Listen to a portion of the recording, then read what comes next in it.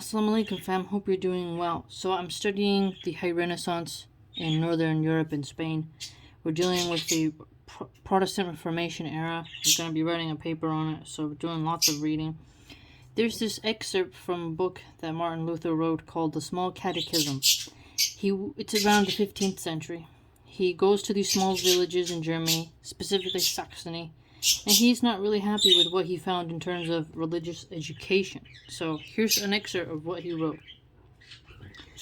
The deplorable conditions which I recently encountered when I was a visitor constrained me to prepare this brief and simple catechism or statement of Christian teaching. Good God, what wretchedness I beheld! The common people, especially those who live in the country, have no knowledge whatever of Christian teaching, and unfortunately many pastors are quite incompetent and unfitted for teaching. So here it's interesting because you see how just because someone is in a religious position, they may not even be fit. So the incompetence he was also disgusted at, not only of the people's ability to strive to learn their faith, but also those who were instructed to bestow it on the people, right? Although the people are supposed to be Christian, are baptized, and receive the Holy Sacrament, they do not know the Lord's Prayer, the Creed, or the Ten Commandments. Now, what's cool about this is that the Lord's Prayer, the Creed, and Ten Commandments, this made me think of me as a Muslim as Aqidah, and, the pillars of our faith, how,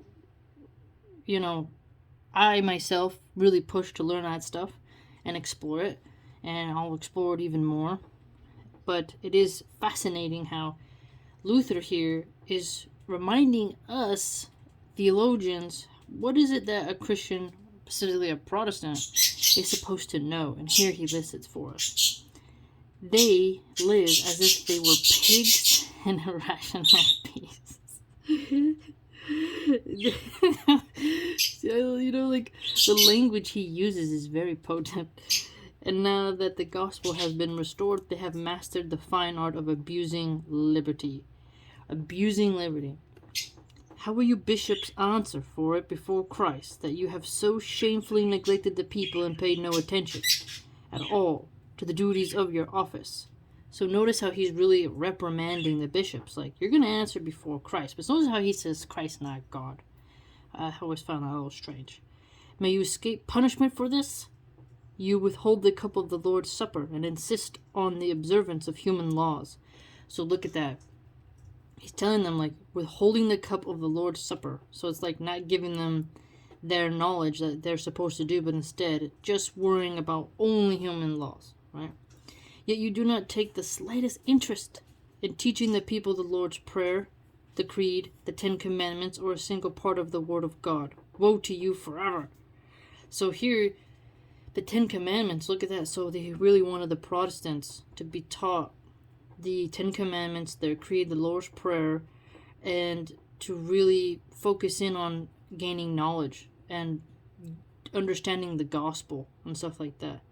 So clearly, he was really trying to make sure that people had a textbook to teach and learn from, and his small catechism book was just that.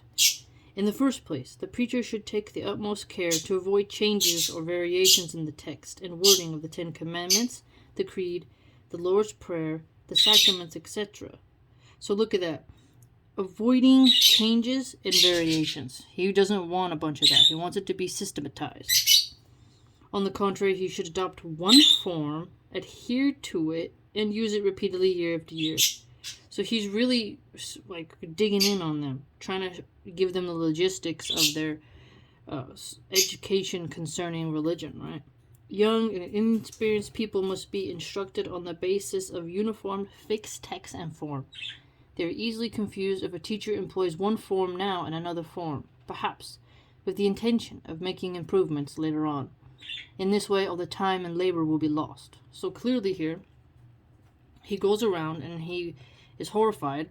15th century Reformation going on. He wants the people to understand the difference between what the Catholic Church holds to and to understand that if you're going to be Protestant, you're going to have this way.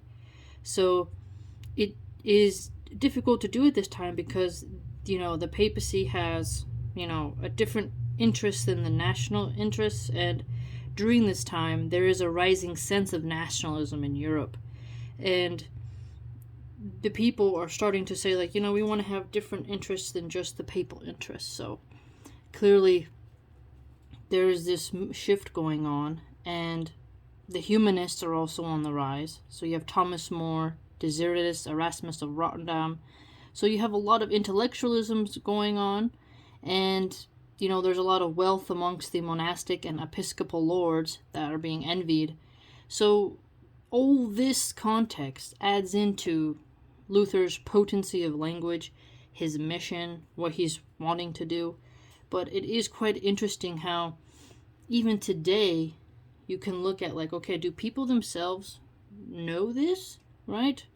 And it's quite interesting how you can see the similarities in what he wants for his people and what other religions want for their group, and his emphasis on really pushing people to learn and holding bishops to a high standard, right? Very fascinating. So I hope you enjoyed that. And yeah, that's Martin Luther. Hopefully I can read more of his works, because the guy has a potency to him that is actually quite entertaining for a 15th century. And he's German, I believe, so it's like you can kind of see the potency. German people are very strong.